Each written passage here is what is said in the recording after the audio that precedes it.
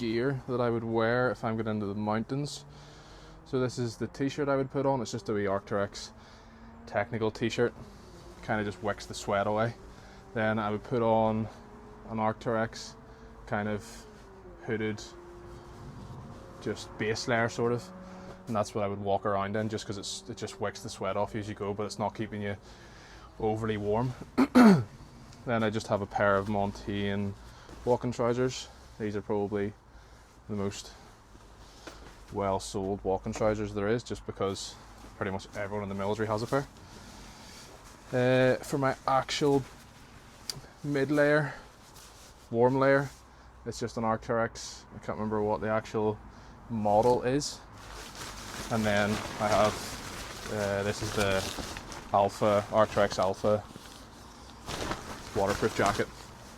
All the Arc'teryx stuff's pretty expensive, but it's just really good gear, so that's why I would use that.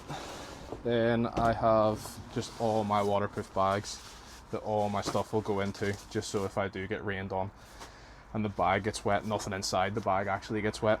So this is my kind of emergency bag. So it's got my hat in it.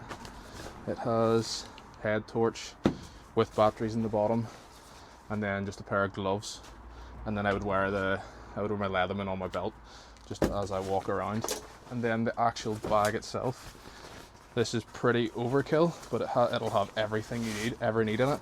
So it's just a through dark medical first aid bag. It has pretty much everything in it. I have just in the side pockets, they aren't full crampons, but they're just pull over on the boots. If you get a wee bit of ice and it starts to get slippy, you just slip them over the top of your boots and you walk away. And then at the bottom, so that's my actual food bag, and then at the bottom are the actual waterproofs that I'll put on if it does really open up.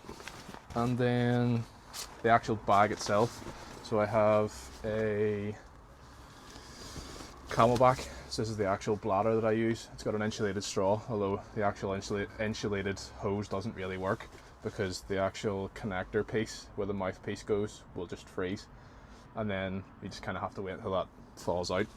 But the actual bag itself is a Osprey Talon 22. It's just a 22 litre day bag.